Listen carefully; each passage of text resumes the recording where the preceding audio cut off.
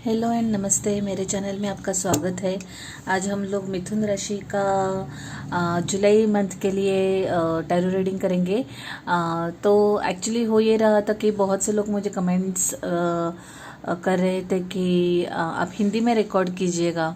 कोई कोई लोगों को शायद इंग्लिश समझने में दिक्कत होती है। तो जो लोग मुझे जानते नहीं हैं उनको मैं बताना चाहूँगी कि मैं एक 9 से 5 जॉब करती हूँ। उसके अलावा मैं हर महीने 12 राशियों के लिए इंग्लिश में रिकॉर्डिंग करती हूँ मेरे यूट्यूब चैनल पर। उसके अलावा क्लाइंट रीडिंग्स होते हैं, तो उसके ऊपर हिंदी में 12 राशियों का फिर से रीडिंग करना थोड़ा सा चैलेंजिंग है वक्त के हिसाब से। और दूसरी बात यह है कि मेरी हिंदी बिल्कुल भी अच्छी नहीं है।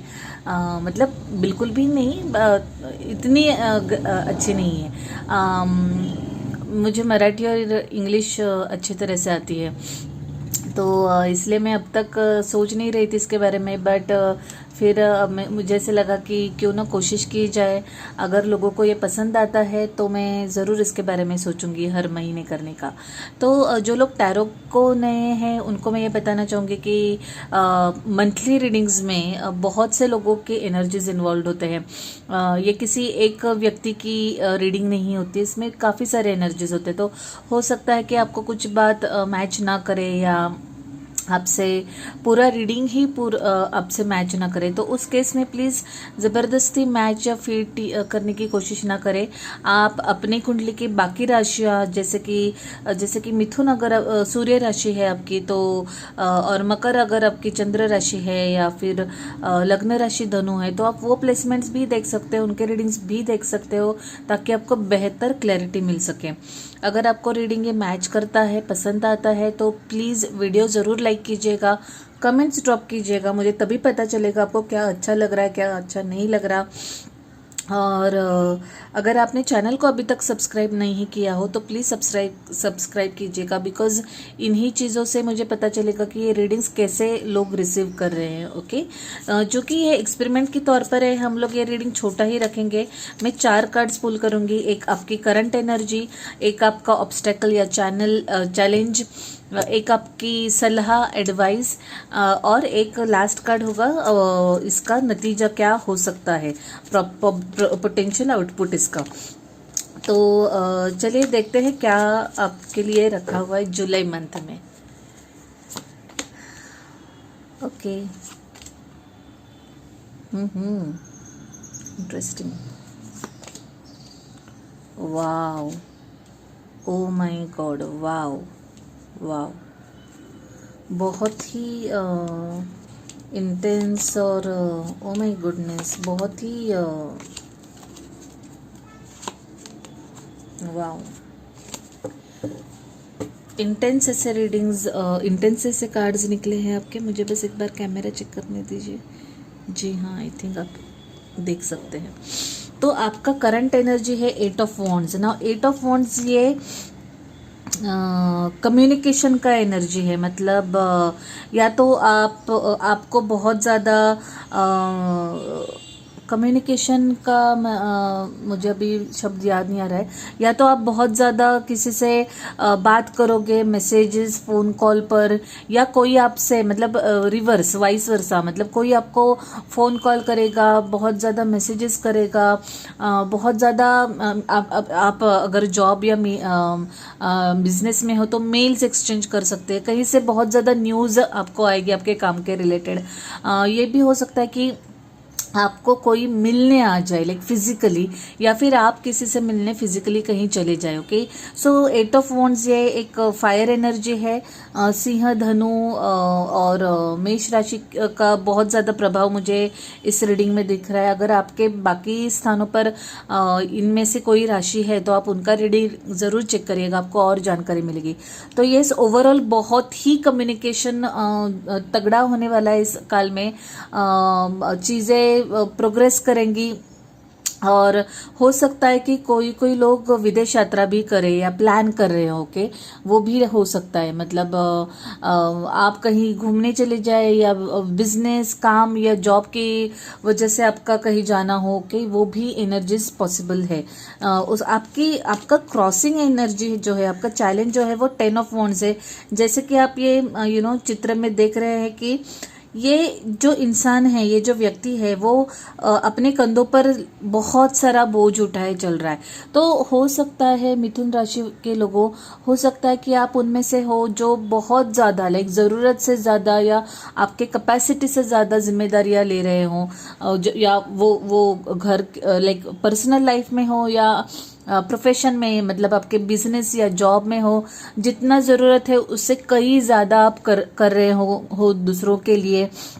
लेकिन इस सब में होता क्या है कि हम थक जाते हैं दूसरों की सहायता करने, मदद करने, या फिर सबके लिए अवेलेबल होने में हम बहुत थक जाते हैं, और वही आपके साथ हो रहा है। तो ये मत कीजिएगा, इससे आपकी फिजिकल हेल्थ भी, आपका शारीरिक स्वास्थ्य भी गड़बड़ हो सकता है। तो इतना धक्का-धक, इतना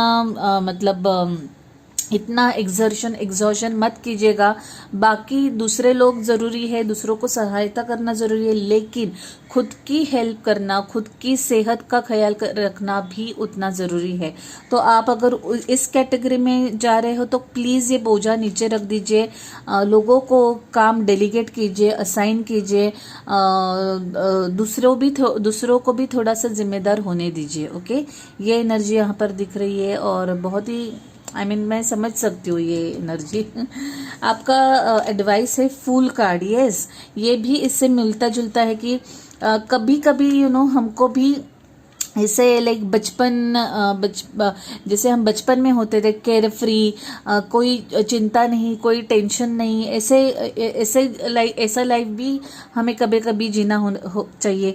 क्या होता है, बहुत बार हम लोग अपनी जिम्मेदारियों में इतने गड़ जाते हैं कि हम लाइफ जीना भूल जाते हैं, ओके। हम सब चीज़ें इतने सीरियसली लेने लगते हैं, और हमारी जिम्मेदारियां कभी ख़त्म ही नहीं होती, एक के बाद एक, कभी बेटी के रूप में, कभी बेटे के रूप में, कभी ससुर के रूप में, ऐसे एक ना अनेक जिम्मेदारियां हम निभाते जिंदगी जीना भूल जाते हैं। और यही आपकी सलाह ये हो है कि ब्रेक फ्री, आप बस खुल के ज़िंदगी जियो। कुछ कैलकुलेटेड रिस्क अगर आपको लेनी पड़ती है लाइफ में, पर्सनल लेवल पर हो या बिजनेस की लेवल पर हो, वो ले लीजिएगा। जब तक आप रिस्क नहीं लेंगे तब तक आपको पता नहीं चलेगा कि उस पर क्या है। लेकिन रिस्क लेते टाइम, जैसे कि मैंने कहा कि कैलकुलेटेड रिस्क लीजिए, बिना सोचे बिना ये समझे कूदना नहीं हमको। डेफिनेटली अपना जो पास्ट एक्सपीरियंस है उसको साथ में लेके हमको आगे कदम बढ़ाना है, आगे रिस्क लेनी है, और जिंदगी का लुत्फ उठाना है, ओके। वो आपका एडवाइस है। आपका आउटपुट है शैडो साइड। सो हो सकता है हो सकता है कि कभी कभी ऐसे सिचुएशंस आपके लाइफ में आए जो आपके एकदम पर्सनालिटी को अंदर तक छुए या अंदर तक चैलेंज करे। लाइक फॉर एग्जाम्पल कोई घटना ऐसे होती है जो हमारे अंदर जो छुपे हुए डर को छू लेती है या ट्रिगर कर लेती है। कोई घटना ऐसे होती है जो हमको बहुत छू जाती है, हमको इमोशनल बना लेती है, और एक अलग अपने किरदार का अलग पहलू हमको दिखाती है जिंदगी। तो उसको एम्ब्रेस कीजिए, अपनी शैडो साइड को एम्ब्रेस कीजिए, उसको भी गले लगाइए। ऐसा नहीं होता कि हर कोई व्यक्ति 10 on 10 हो, 100% परफेक्ट हो, ऐसे नहीं होता है। जैसे हमारे कुछ अच्छे गुण होते हैं, वैसे हमारे कुछ बुरे गुण भी होते हैं, और उनको हमें अपनाना चाहिए, ना कि उनसे दूर भागना चाहिए। उनको अपनाकर, उनको एक्नॉलेज करके उन पर काम करना चाहिए। ये आपका पोटेंशियल आउटपुट है, और मैं इसको ज़रूर क्लैरिफाई करना चाहूँगी। Please tell me more about the shadow side, the output.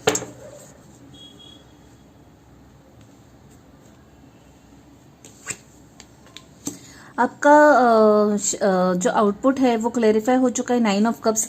मुझे लगता है कि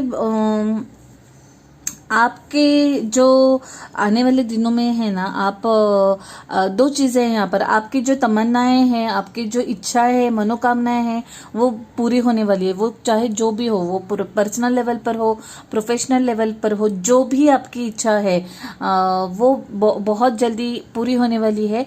दूसरी चीज़ ये है कि हो सकता है वहाँ पर कोई मिथुन राशि के लोग ऐसे हैं जो डे ड्रीमिंग करते हैं, यानी दिन में सपने देखने वाले लोग होते हैं ना, मतलब ख्यालों में खोए रहते हैं, और ऐसे करते करते उनको वक्त का पता नहीं चल जाता है।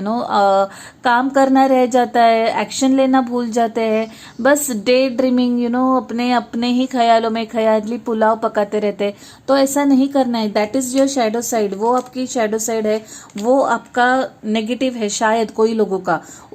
उस पर अमल कीजिएगा, उस पर काम कीजिएगा। हमको काम भी करना होता है, बस ख्याली पुलाव पका के कुछ नहीं होता है। तो यूनिवर्स आपको यहाँ पर बताना चाहता है कि जो भी आपके प्लान्स है, जो भी आपके सपने हैं, ड्रीम्स है, उसको सच करने के लिए हमको उस तरफ कदम भी बढ़ाने होते हैं, और वो आपको बढ़ाने चाहिए।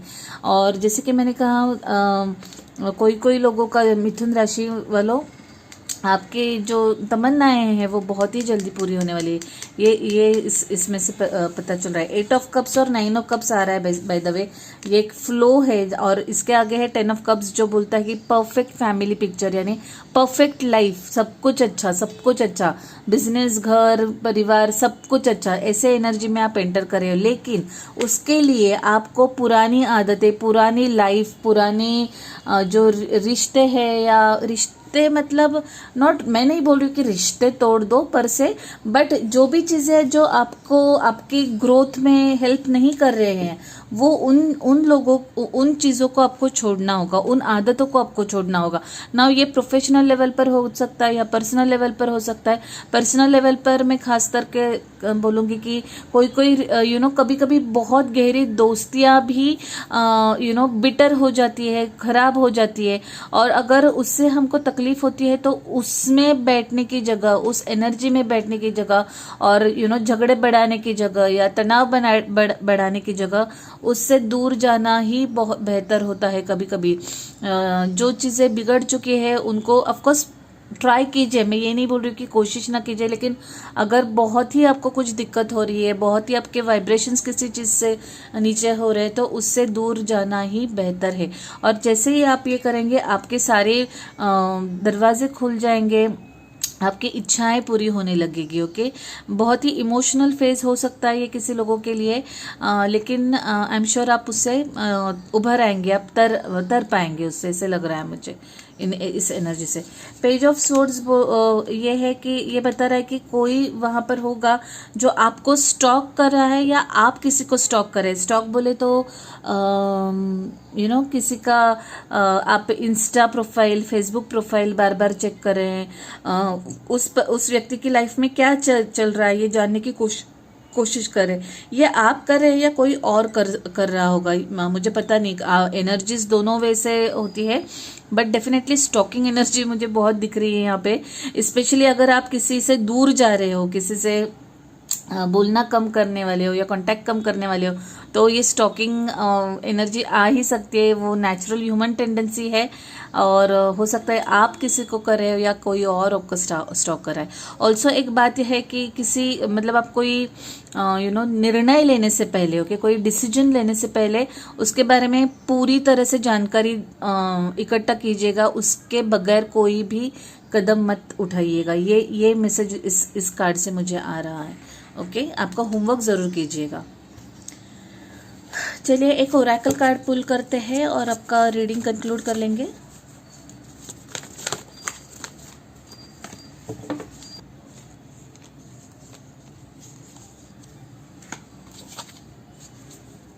दो कार्ड्स निकले हैं, एक तो इम्प्रूविंग हेल्थ बोल रहा है और एक अनलाइकली है, और नीचे डेक के नीचे है रिकवरी। तो पहली बात यह है कि अगर आप कुछ जो आपके हाथ से फिसल रहा है, कोई अगर रिश्ता टूट रहा है या कोई चीज़ टूटने को है, कोई बंधन टूटने को है, आप उसको ज़बरदस्ती जोड़ने की कोशिश कर रहे हैं, तो आपको एंजल्स बताना चाह रहे हैं कि शायद ये नहीं जुड़ पाएगा। आप वो कोशिश ना करें। करें और अपने लाइफ में आगे मूव ऑन करें। अपनी सेहत का ख्याल रखें। आपका फर्स्ट एंड फॉरमोस्ट फोकस, सबसे इम्पॉर्टेंट, सबसे ज़रूरी फोकस आपका अपनी सेहत पे होना चाहिए। जैसे कि मैंने ये कार्ड बताते टाइम बोला भी था, और बाय द वे ये कार्ड एंडिंग्स का भी संकेत है। ओके, सो कुछ चीज़ें यहाँ पर आपके लिए ख़त्म होने वाली है, एंड होने वाली है। तो आप अपनी सेहत पर ध्यान दीजिएगा। रिकवरी, अगर आपकी तबीयत थोड़ी सी डाउन है, कुछ आपको हेल्थ के रिलेटेड इश्यूज हो रहे हैं, तो प्लीज़ पहले उस पर ध्यान दीजिएगा। अपनी सेहत प्रॉपर करने पर ध्यान दीजिएगा, रिकवर हील होने पर ध्यान दीजिएगा। दैट्स व्हाट ये मैसेज गार्डियन एंजल्स या स्पिरिट गाइड्स या आपके भगवान जो भी है, सुपर पावर आप जिनको भी मानते हो, वो शक्ति आपको ये मैसेज देने वाली है कि सेहत पर ध्यान दीजिएगा। हेल्थ इज़ वेल्थ, ये आपको पता ही है। उसके ऊपर कुछ नहीं होता है, कोई नहीं होता है। जान है तो जहान है, याद रखिएगा। तो प्लीज़ ये मैसेज बहुत ही लाउडली और रिपीटेडली आपके रीडिंग में आ रहा है, और मैं आपसे रिक्वेस्ट करूँगी कि आप इसको इग्नोर नहीं कीजिएगा। ओके, सो ये थे आपके मैसेजेस मिथुन राशि वालों। मैं उम्मीद करती हूँ कि आपको ये रीडिंग पसंद आया हो, और जैसे कि मैंने कहा, आपको अच्छा लगा तो प्लीज़ वीडियो को लाइक कीजिएगा, कमेंट्स ज़रूर डालिएगा, और मैं उम्मीद करती हूँ कि मैं अगले मंथ भी आपके लिए रिकॉर्ड कर सकूँ। ओके, तब तक के लिए बाय, टेक केयर।